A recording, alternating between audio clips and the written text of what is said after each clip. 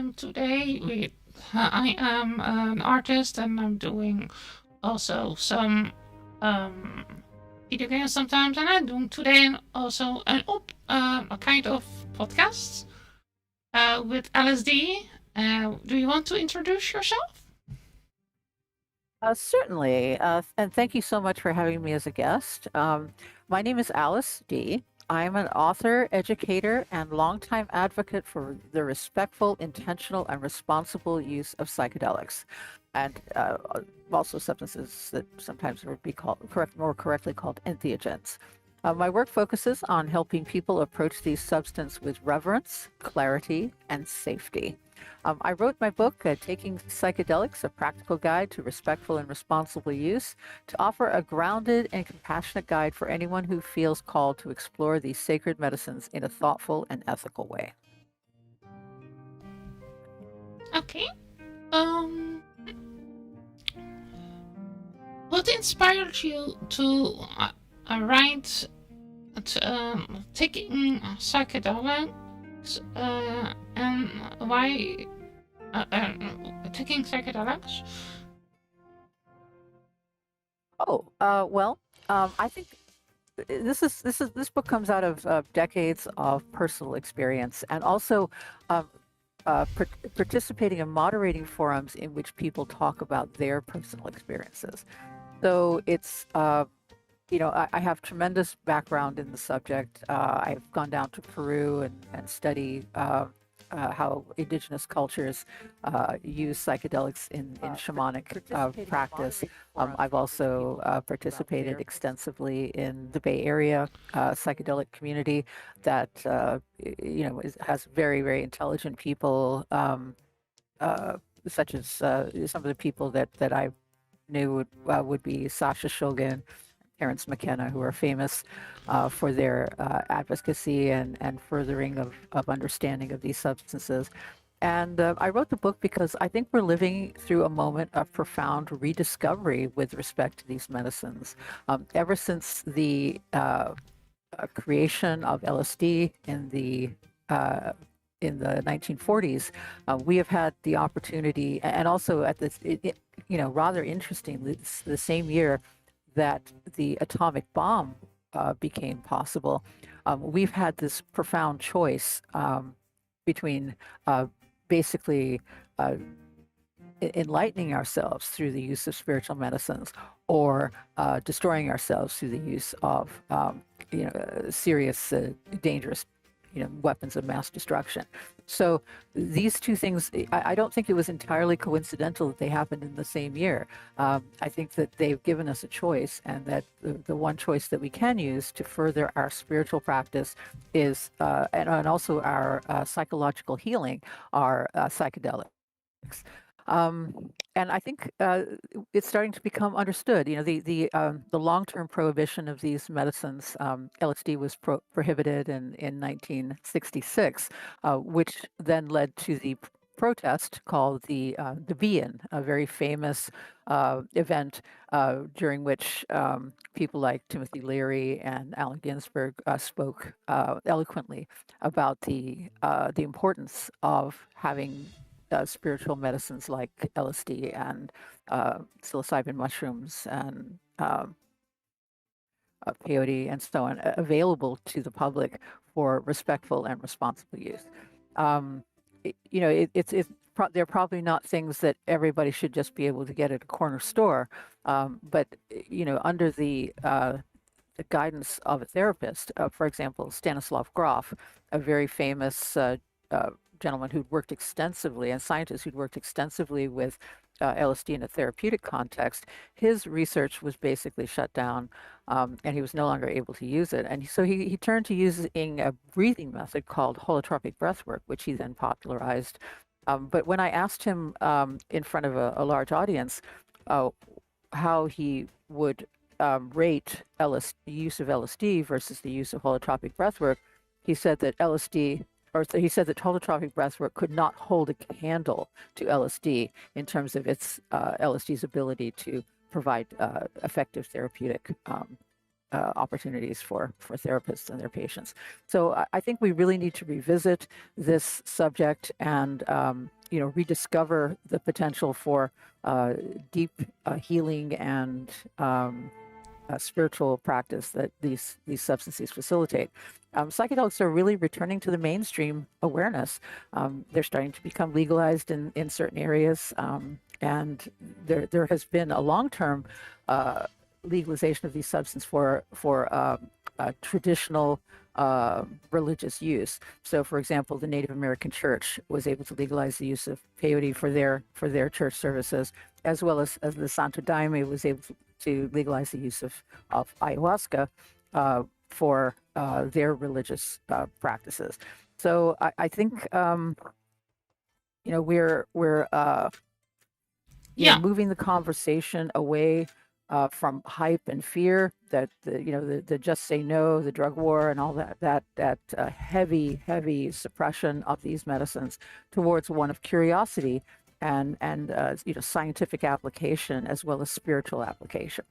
So I wanted to offer, in my book, I wanted to offer something that was balanced, something that was rooted in history, traditional usage, science. Of course, I'm a scientist. That's my background, my educational background, ethics, and lived experience. So, I bring them all together and put them into my book. I think people really deserve guidance on this important topic that honors both the power and the responsibility of using these medicines. And so that's what motivated me to write the book.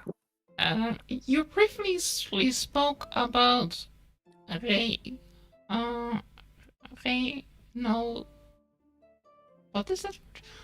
Reino ASEAN in psychedelic exploration. Oh, Renaissance? Yeah. Oh, a Renaissance? Yeah. A Renaissance. Oh, okay. Well, I think today's psychedelic renaissance is remarkable compared to the past eras. In the 1960s, we saw the first of the cultural explosion that involved psychedelics. And this was a beautiful experience, and many people, look back on it favorably, but it was also chaotic, and it caused people to have uncomfortable experiences that they weren't in a situation to deal with effectively. But today's renaissance is more grounded and more scientific. We have neuroscience, we have clinical trials, we have harm reduction frameworks, and I think we've developed over time a deeper respect for indigenous traditions that incorporate psychedelics into their practices. And so what's similar is the longing that we have. People want healing, psychological healing. They want spiritual connection. They want meaning to their life. And psychedelics can help them provide answers to these questions and the healing that they are longing for. So what's different is that we now have the tools to approach psychedelics with far more wisdom and scientific practicality.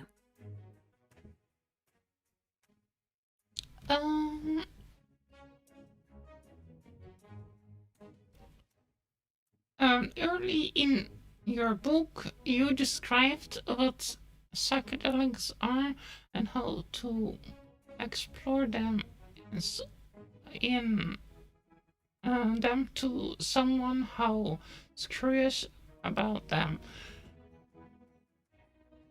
Okay. Well, like in other words, how to explain Yeah. psychedelics to someone who's curious but cautious? Yeah. Well, I like to describe taking psychedelics as inducing a non-ordinary state of consciousness. You're temporarily shifting your perception, your emotions, and your cognition. They're not usually used to escape from reality. They're not dulling your sense of awareness or pain, killing your pain. They're amplifying. LSD has, I think, by Terence McKenna most famously, been referred to as a non-specific amplifier of consciousness. So whatever you are focusing on will expand in your awareness. So this is very important. They bring forward what is already inside of you. And curiosity is healthy. Caution is healthy. Those are both essential in the respectful and responsible use of psychedelics. I am often inspired. My first name is Allison. I'm often inspired by Alice in Wonderland's phrase, "Curiouser and curiouser." Well, I am a very curious person. When I found out that there was something called psychedelics, I was naturally curious. And so I don't fault anyone for their curiosity. But it's important that when you are curious, to be safe about your practices. So I think it's important to be informed. And that's where rational, responsible caution comes in. Get yourself informed. Don't just go out and take the next piece of blotter acid you see, but understand how to make yourself have a positive experience. Understand how to how to calibrate your dosage so that you're safe, and understand that you probably need someone sitting by you in a sober state of consciousness in order to keep you safe during the experience. So these are things that you probably talk about a little bit later, but having a good environment, having a supportive individual kind of babysitting you during the experience.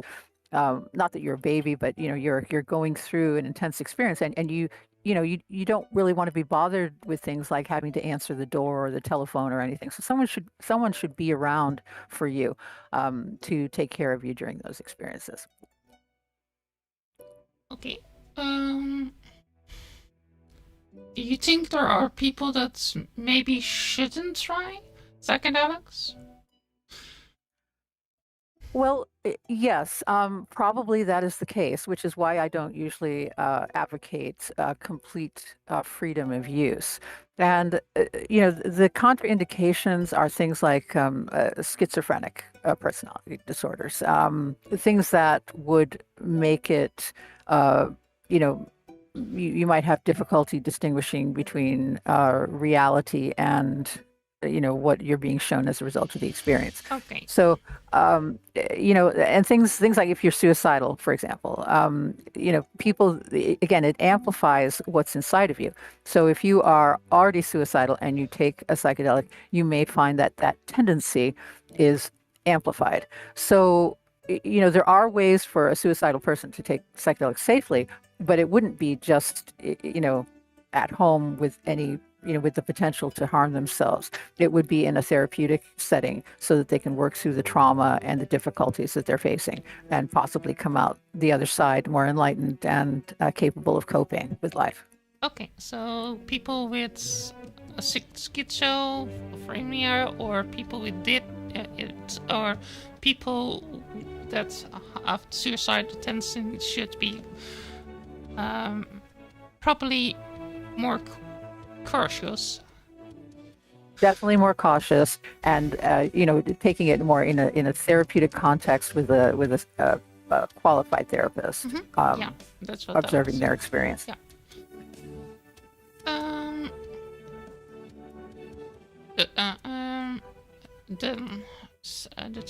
The scientific chapter discussions the brain connectivity and ego delusion, dissociation. What's a science inside of you?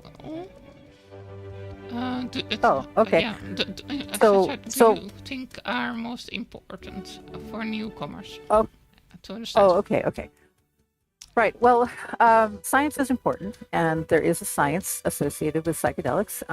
The two things that I think people really need to keep in mind scientifically are serotonin modulation, especially at the 5-HT2A receptor. And this helps explain the perceptual and emotional shifts that people experience under the psychedelic experience. Secondly, the temporary quieting of the default mode network. This correlates with ego dissolution and feelings of unity. These are traditionally associated with something called the mystic experience, or the primary religious experience, or the spiritual experience. It's basically where you feel your sense of self dissolves and you become one with the energy of the cosmos. And this is a very, very, very, very, and I can't stress very enough, deeply moving and transformative experience. It is used to educate people about spirituality. It is used in as a means of healing people from past trauma, because once the ego is dissolved, all the traumas that it held are also gone. And so you feel, when you have recovered from this experience, you feel a sense of being reborn, and that all of the things that happened to you in the past are processed and fully processed and no longer bother you or cause, or are brought up as traumatic experiences. You can still maybe remember them, but the emotional content that went with those experiences is completely processed and healed. So this is a very profound opportunity. Now, this ego dissolution is also associated with something called entheogenic experience. So psychedelics are really exploring the psyche, the soul, your Yeah. the land, the territory of thoughts and emotions and memories and so on, things that can't be warmed by the sun, but are still part of your human experience. Once you pass through that realm, you are in the entheogenic realm. Entheogen means something that generates an experience of the divine within. You are in the realm of the divine. You are in the blissful, beautiful divine radiance that Beethoven's Ninth Symphony talks about. Interesting. Between surrounding to the experience and losing control. Oh, okay. So, how do you differentiate between surrender and losing control? Yeah. You're surrendering to the experience. Okay. Well, surrendering is intentional. Okay, that's the first thing. Is you really, when you are relaxing into the experience, surrendering to the experience, especially when it comes to ego dissolution, because it feels, you get the impression that you're going to die, and that is literally what happens. It's sometimes called ego death, because your ego is going to dissolve, and so you can, if you respond to it fearfully, it's going to be a lot harder, more challenging. But if you respond to it in a relaxed manner, like, oh, my ego's dying, no big deal, off I go into the blissful, beautiful, divine radiance, it's much more enjoyable. And, so surrender is intentional. And you need to choose to trust the process. And that's a choice that you have in every moment as you're going into it. If you lose trust in the process, then you will be fighting it. And honestly, that's a battle you don't want to have to deal with. It's better to not take psychedelics if you're going to fight it. So losing control basically results in, for some people, can result in panic. So this is where the abreactions come in. And, it's very interesting that in the early days of psychedelic use, Humphrey Osmond, one of the early psychedelic pioneers, would use something called carbogen. This is a mixture of carbon dioxide and oxygen with a higher degree of carbon dioxide in the gas than is normal in our atmosphere. And so the body perceives that it is suffocating. And so it results in a very quick ego death, probably within a minute or two. That sounds a bit scary. Well, it depends. If you're comfortable with your ego dying, which I am actually very comfortable with it, because I guess you could say I'm a big fan of the blissful, beautiful, divine radiance. So I'm just relaxed right into it. But somebody who fights that experience, fights the ego death, it's going to show up right then. So it's much safer to have somebody automatically diagnosed very quickly that they're going to have a problem with ego death, rather than putting them through an 8 to 12 hour LSD experience and then have to try to, manage them for that time frame with them fighting their ego death. So again, it's about how you approach it and whether you desire it and whether you're willing to surrender to it. So preparation, intentional, and a supportive environment help keep surrender from tipping into overwhelm or panic. And that's the key there is to understand the process. Ego death is not death. It's not physical death. It occurs after physical death, but in some cases, but it is not actual like physical death. And so you have to understand that you're not actually killing yourself. You're killing your sense of self. And then you're experiencing that I guess heavenly Yeah. blissful radiance that Yeah. is the core practice of many religions like Buddhism, for example, and Gnostic Christianity, Sufi Islamic practice under the banner of Sufism, and also Kabbalistic Judaism. So when you're talking about mystical religions or mystical, I guess, branches of religions, this is the desired experience. This is the, I guess, what you're really looking for.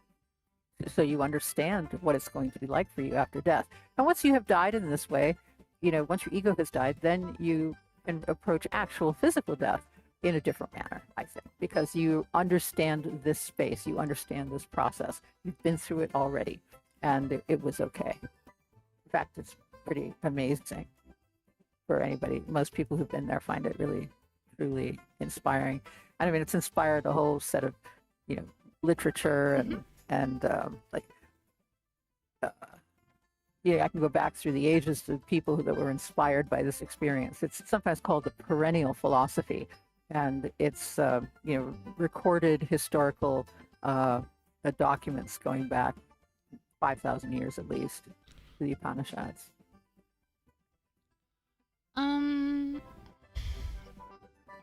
What are some particular interactions techniques you recommend recommending or journal, meditating, therapy, creative experience?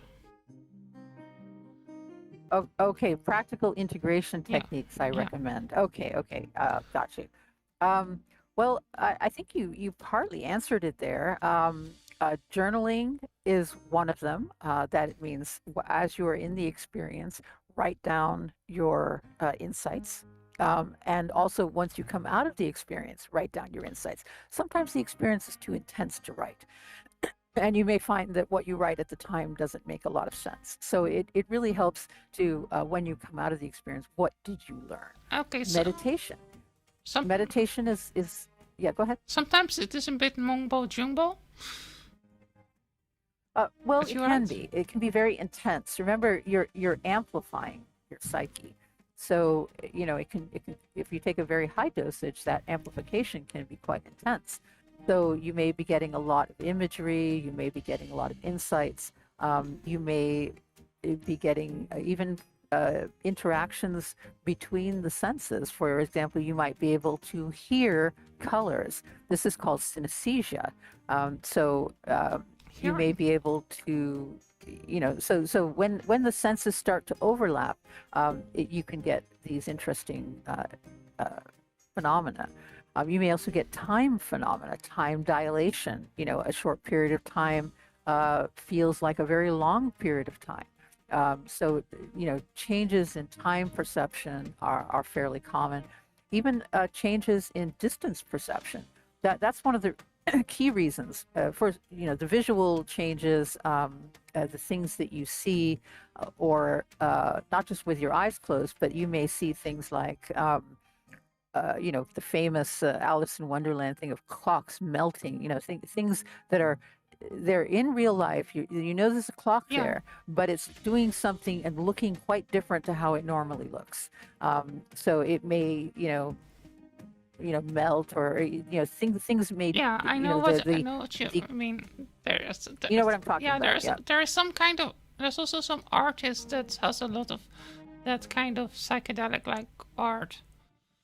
Oh yes, like Dali, for example. Dali is very famous for his melting scenes, and I think that's, you need to prepare yourself for some interesting visual changes, and things like wood grain. might appear to move and be like a flowing river instead of just a static wood grain.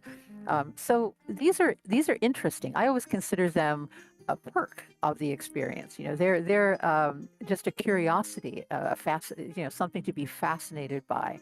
Again, I have a psyche that is almost perfectly designed for taking psychedelics. It is just loves it, loves the experience, and for somebody who's artistically inclined, like Dolly, for example, taking psychedelics is a way of getting inspiration for your artistry. Both with eyes closed, where you can, get completely original visions, as well as with your eyes open, where you can look and see things differently. So it's a way of breaking out of your normal visual patterns, both internal visuals with your eyes closed and external visual patterns. And I find it fascinating myself and thoroughly enjoyable. Okay. But not everybody enjoys it as much as I do. Yeah. So we're all Yeah. different. So Yeah. people might find that troubling, Yeah, but I don't. yes. So I'm an artist, but I think the only thing I have ever used is weed. Oh, So okay. I'm Well, well, makes well, cannabis is definitely a psychedelic, and in fact, it's an entheogen. So it isn't just. It depends on the dosage. It might just be a mild calmative. It might be quite definitely create visual disturbances, and in sufficiently high dose, usually eaten, it can be a full-on entheogen, taking you to the third realm and the blissful, beautiful, divine radiance. My first experience with that third realm was actually with cannabis. I went down to Jamaica, and I was uh, took a day trip to a little place called the Grill, and they had a place there that was selling cannabis cake. And I was because cannabis is a religious sacrament to the Rastafari in Jamaica, hmm and uh, I took some with me, and the first experience was like a hmm very strong. I think I took more than I was supposed to be absolutely honest. I was inexperienced with, and I should have done what I now advise, which is calibrate my dosage. But had I calibrated it, maybe I wouldn't have had the experience I did. So maybe it all worked out in the end. But the first thing we noticed was visual distortion. Second thing was little difficulty walking, and then finally the opportunity to go into the third realm, which I requested by asking the question or stating, I want to see God very intensely. And that's what showed up. So, you know, that was my answer to that question. Okay. But in terms of integration practices, I think there's some other practices that are very helpful. Meditation, perhaps getting in touch with the Buddhist community near you. They can help you learn how to meditate. Also, you can read books on the subject. It's not difficult. You basically just close your eyes, repeat a syllable, or do some other practice like counting, and just allow yourself to focus and your monkey mind, your mental Yeah. chatter to quiet Yeah, down. I remember when I was using weeds, I was making cookies from them. Because some of the weeds I Ah, did grow myself. oh, nice, great. Well, I was very involved in the early cannabis renaissance in California in the mid '90s, and at that time, the people in the United States that were using cannabis were very subject to intense legal pressure and suppression. And there were over 500,000 people being arrested each year just for being in possession of cannabis. There were people being jailed for decades for growing cannabis. It was so, the people being snatched off the streets by law enforcement and put into really traumatic situations just for smoking a joint in public. Have I you, mean, it was so have you, incredibly traumatizing have you ever that been, that I have you, felt that something needed to be done. have you ever got in trouble because of cannabis? Oh, well, that's an interesting thing. During my activism periods, I never had any problem because and what I always went to talk to the police ahead of time, And I said, listen, we're trying to change the laws. We're not trying to break them. So I would have people with badges make sure that there was no laws being broken at the events. We were there to, create a safe space for politicians to come out and speak in favor of the legalization of cannabis. And so I didn't get in any trouble with that. But oddly enough, once I was driving through the state of Utah, and some police officer, I guess we had a tail light out or something like that. So a police officer stopped, and we had my sweetheart, who was a medical cannabis patient at the time in the state of California, with all the certifications and all the cards. He had a pipe that was empty in the vehicle. It was completely empty. It had, hadn't been smoked. It was actually something that had been given to us at a concert. So because we had this pipe in the vehicle, they wanted us to they wanted to cite us for cannabis use, and I was like, no. And it wasn't my pipe; it was my sweetheart's pipe because he was a cannabis patient. I, wasn't in the habit of smoking cannabis anyway because I use it for medical reasons, not for other reasons, usually. So I, said it wasn't my pipe. So I refused to sign the ticket, and so I got arrested, and had to spend a day or so in jail Hmm. until finally the public defender came and said, "Yes, you shouldn't really be in jail. This is ridiculous." So they took the case, and it was dismissed. Uh, so you could say I did have my moments, my moments in jail, but it was for a pipe that wasn't mine, that I had never smoked, and it was, it was. I think it was symbolic to me of the oppression that people had been going through as a result of cannabis prohibition, and I was very glad. This happened actually after my activism, and I was very glad that I had done my activism because I really felt as though what had happened to me was a terrible injustice, and no harmless, peaceful, law-abiding person should be thrown in jail and like that. And it was offensive experience. I mean, I did take the opportunity to fast and meditate, but it was it was something I would rather not have gone through. I, I, Yeah. I haven't really finished on the integration. If you don't mind, I'd like to go back and Yeah. talk a little bit more Okay. about integration because Okay. integration is so important. Okay, so the experience is rather short, but integration can take a lifetime. So what we really need to focus on is that the experience. As I think Ram Dass used to say, who was a famous person who worked along with Timothy Leary. He used to say, if when you get the message, you hang up the phone. This means that psychedelics are not to be used necessarily habitually in most cases. They're used to obtain profound insight, to do profound healing work, and then when you get that message, you hang up the phone.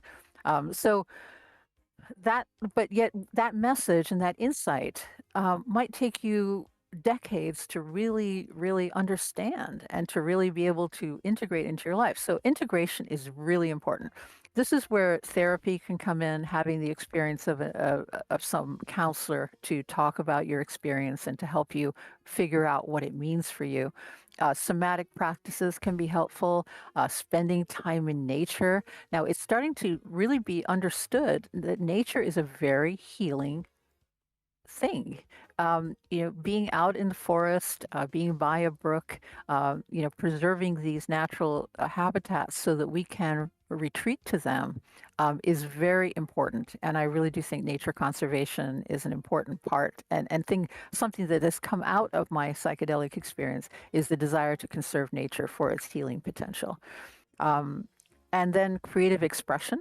You mentioned you're an artist. Well, psychedelics have inspired many, many, many artists over the years. In fact, there's probably relatively few artists practicing now that haven't at some point in their life taken psychedelics. So, it definitely is a boost to your creative expression. And I think having honest conversations with people you really trust is important too. Talking to them, maybe processing with them over some joint trauma that you experience together, making an apology, making amends. These are things that people who are going through, say, Alcoholics Anonymous or other 12-step programs, that they often take as part of their practice, is to go and make amends to people. Well, psychedelics bring you into an awareness of the harm that you have caused to others in your life, and you may feel a desire to right those harms, and that's normal, and I think it's a good thing. It helps you clear your karma from this life, and it helps you have a clearer conscience overall, once you have processed and uh, uh, conversed and made amends with others that may have been harmed by your actions. So integration is not a single event by any means. It's a lifelong process. So that's just my take on integration. And I think also having an experienced person that has been through these experiences. If you just walk into your local psychotherapist and they have never ever talked to somebody who's taken psychedelics, they may not understand really what you're talking about. Whereas if you go to somebody who is an experienced psychedelic counselor, they may have and has had personal experiences of psychedelics. They may be more helpful to you in understanding what you've been through.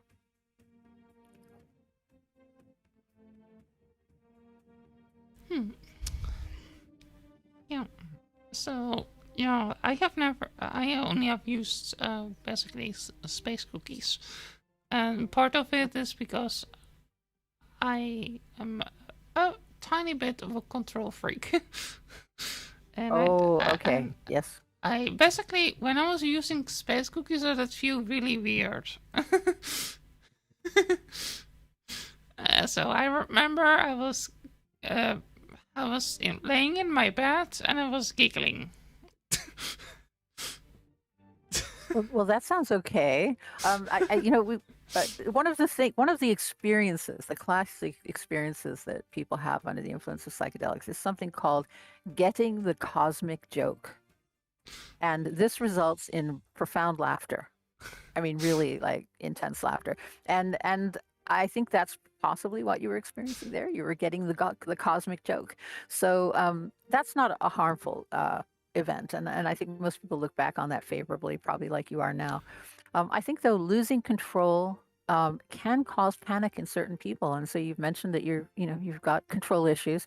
So having an idea of why you might want to lose control for a moment, in other words, let your ego dissolve, is important. If that's something you don't want, then why go there? Yeah, It would just make you perhaps uncomfortable. yeah. One of the So reasons understanding your reasons is important. yeah, one of the reasons I also have trouble making friends is probably because I feel like I shouldn't have too much friends, specific ones that are living close to me, because of some of the issues I have. Oh, But that is well, probably for something. that Maybe that's better for something for another time. yeah, well, that's a personal experience, Yeah. and I think that's a personal decision you're making. Um, so Mhm, everybody has to make decisions that are right for them. mhm. Uh, what's what concern about the rate of mainstream of psychedelics? Uh, oh, I see. Yeah. Okay. Well, you're talking about how do I feel about psychedelics starting to become mainstream um, Yeah. What's in yeah. modern culture? What Okay. concerns? Okay. Yes, well, there are some concerns, and we experienced that in the 60s. Those who lived through the 60s and were involved in the psychedelic movement during the 60s understand how problematic it can be if psychedelics are rapidly mainstreamed. Um, they, you know, I think that the issue that is really the biggest problem is commercialization without without an ethical underpinning. You need to understand that these in an indigenous culture, for example, these are not commercialized. This is not a commercial activity. Costs are covered, yes, but this is not a business. This is a sacred practice, like a church, like going to a church. Um, you want to make sure that there's a good ethical underpinning, probably, you know, you just make sure that it's not a for-profit business. I Hmm. think, ideally working with nonprofits where they are looking to do public benefit is ideal. The other issue I think is overconfidence, thinking that these substances should be used by everybody. Is also, over application is another issue. Not everybody should be using psychedelics. We already talked about Yeah. contraindications and Well, people, yeah, I can. that can have problems. Yeah, I can understand the concern about that because sometimes doctors also are sub, over subscribing medicine. Over Yeah, prescribing. Right, right, medication, right. and killing their patients. Definitely. Well, we are talking about medicines here. Yeah. These are medicines. They are medicines of the spirit. They are medicines of the psyche. Psychedelics, with the word means psyche revealing, and revealing psyches can be, problematic in some circumstances. So I think the important thing is to have oversight. And if it's going out into the public too quickly, you can end up with more problematic experiences, which can then result in a crackdown. And so I think the important thing is to ease them into public use through therapeutics, responsible therapeutic settings. And avoid and another issue with rapid mainstreaming is that people tend to skip preparation and integration. We talked about the importance of set and setting. Well, that's part of your preparation. You need to work on your mindset, getting yourself into the right mindset for the event. If you've just had a trauma, maybe it's not the best time. Maybe you need to, recover from that a little bit psychologically before you immediately go into a psychedelic experience. And then integration is important. Don't just have another psychedelic experience. Integrate the first one. Get that message so you can eventually hang up the phone. Psychedelics are not generally considered habituating, but they are fascinating, and sometimes people will become habituated to things that are fascinating.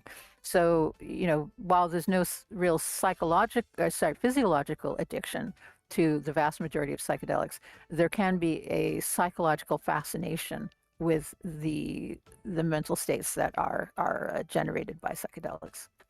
Um, and I think we also have to be sensitive to the risk of cultural appropriation. Now, cultural appropriation is basically where you're taking another culture's sacred, uh, you know, symbols or practices and Descriptive I would say meaning, desecrating yeah, them, desecrating them, or yeah, stripping them of using their them in meanings and to turn them into to money for corporation or well, money entertainment. or just or just disrespectful use. For example, one of the famous ones that's often complained about by Native Americans in the United States is of women wearing feathered headdresses. Now, feathered headdresses are, potentially cruel to animals, but they are traditionally used in these indigenous cultures that use them as a male garment. They are not for females to wear. So, having pictures of women dressing up in these headdresses is a form of cultural appropriation that they find offensive and inappropriate.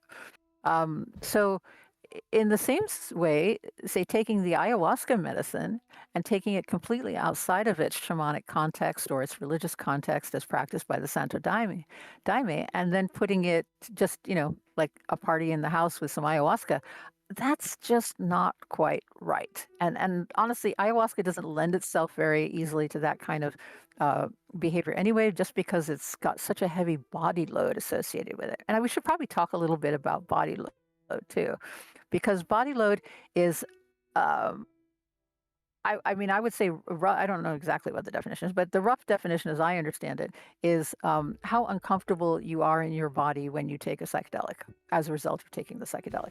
That's the body load. Substances like LSD, for example, very, very pure, very clean, highly concentrated, extremely low body load. But a substance like its relative, lysergic acid amide, often used in, say, obtained from morning glory seeds, has quite a substantial body load associated with it. So one of the beautiful things about LSD is that it is basically pharmaceutical grade psychedelic with a very low body load. Whereas, it's naturally occurring relative lysergic acid amide has a substantial body load associated with it. Then other substances that have substantial body load is ayahuasca, for example, can result in substantial nausea. Often it's traditional to have a vomit bucket by by the side of each person going through the experience, so that they can release their uh, you know, release what they need to. And it's tradition also to fast beforehand. And this is a general practice before almost all psychedelics, is that engaging in about a 24-hour fast before taking the psychedelic generally results in potentiation and a cleaner experience. So those are a couple of things. Body load is an important issue. But I think again, we talked about integration, and I think we need to remember that psychedelics are not the path. Okay, they're not the path themselves. They are a doorway to the experiences you're trying to achieve. Either, first of all, cleansing your psyche, or merging with the blissful, beautiful, divine radiance, and having that profound spiritual experience. So they're a doorway for you to walk through. And I think they're a doorway that everyone should have available to them should they wish to walk through that doorway.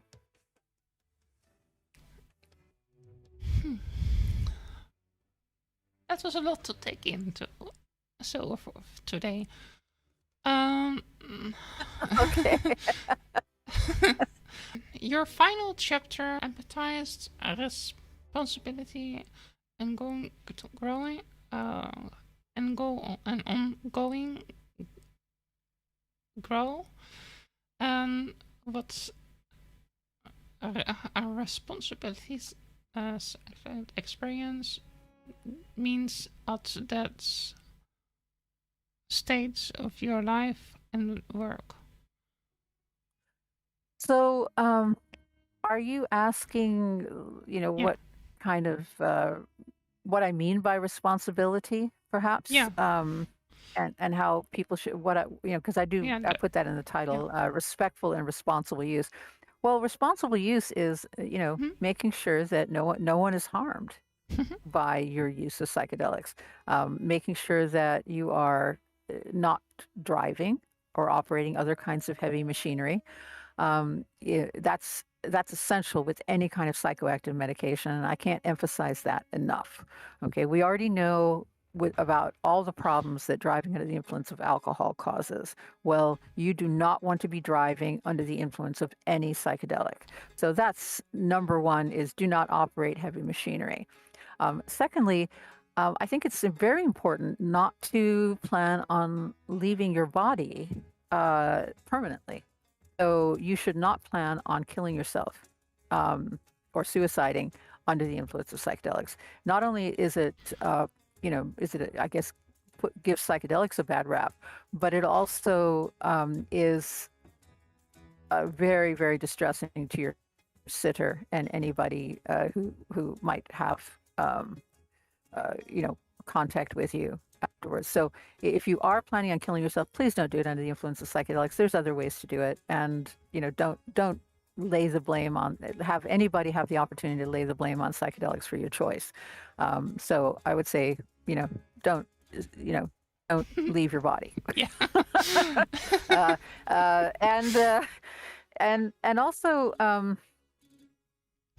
I think you have the responsibility to not take excessive amounts of dose of psychedelics in the wrong situation. So, for example, if you're over your friend's house and you'd plan to have a nice evening together, and you take a large dose of LSD, without telling them or asking them if that's okay, that's probably going to result in them having to sit with you for 8 to 12 hours while you come down from it.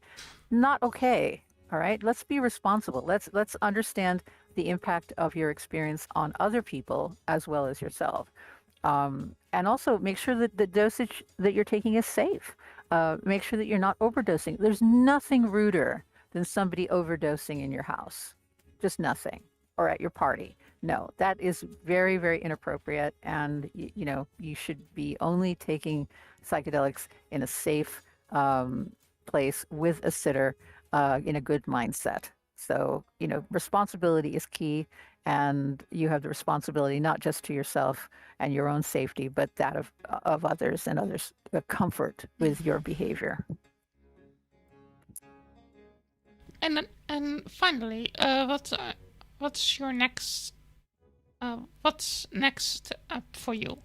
Uh, um, are there any future books, projects, teachings, or on the horizon?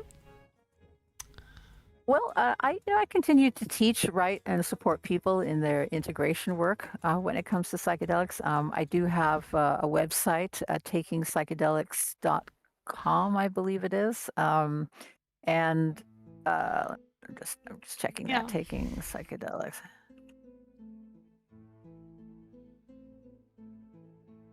And I will, you know, have various services that I offer, including coaching and advice on the, you know, the sort of dosage and so on. I don't get involved in any way in the provision of psychedelics. So it's always up to people to obtain their own medicines. But I can also tell them, you know, from my own personal experience, how, you know, what dosages worked for me. I can also tell them what substances might be most appropriate for their particular needs. So if, you know, depending on what's why they wish to take psychedelics. Mm-hmm. Okay. And I don't have plans right now for another book. I feel as though I kind of said my piece. I think the only thing that I would like to perhaps do is have more of an autobiographical book. So a book about my own psychedelic journey and how psychedelics led me to insights. For example, how it led me to authentic spiritual experience, and how it led me to understanding that harming other creatures for things that are unnecessary, like food, for example, is wrong. So, you know, I think I really do. Although I was already a vegetarian well before I ever took any psychedelics, you know, it was only after I took psychedelics that I was became vegan. So I think it led to an understanding that I shouldn't be doing unnecessary harm to others, and that's very valuable. And I'd like to you know, credit psychedelics with that insight and understanding and ethical perspective that I continue to have. Thanks for having you today. I enjoyed the interview. I'd like to have you on other podcasts another time again. I'm going to look which kind of book I want to talk about. Maybe we can think about some other topics that maybe you're talking about on your social media. And so, if that's that can also be, I think, something. But for Yes, now, I would so thank you so much for having me on, Vigani, and I would certainly love to be you know, interviewed in future. I did put the link in our Discord channel, so if you want to share the link with anyone, if they'd like to get in contact with me, they can do so through my website. okay, I'm posting it on each. I'm going to post it later to there.